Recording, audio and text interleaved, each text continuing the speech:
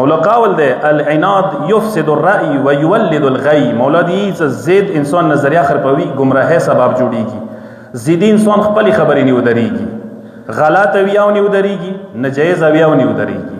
اگا درست خبره اگا خا خبره نزد کی. یغه مثال ابلیس ده.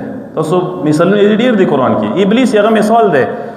ابلیس ویلی مردود وګرځیدل. خدای حکم ته وکړ سجدا وکوي. آدم ته ټولو فرشتو سجدا وکړله، ابلیس انکار وکړلو. څکله انکار وکړلو جمله دا وکړه کنه انا خیر منه خلقتنی من نار وخلقته من طین.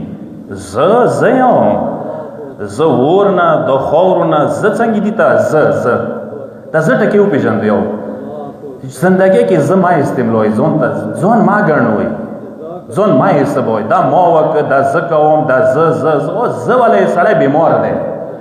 امام معاشره کې کوم کا ز ډیر یې کنه هغه بیمار دی، مریض دی، ځون علاج وکي. عجیزه خشای دی.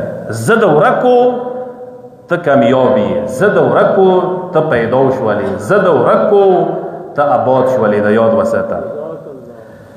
لذا انجامی څه وتلو خدای وتعالى ته مردود یې.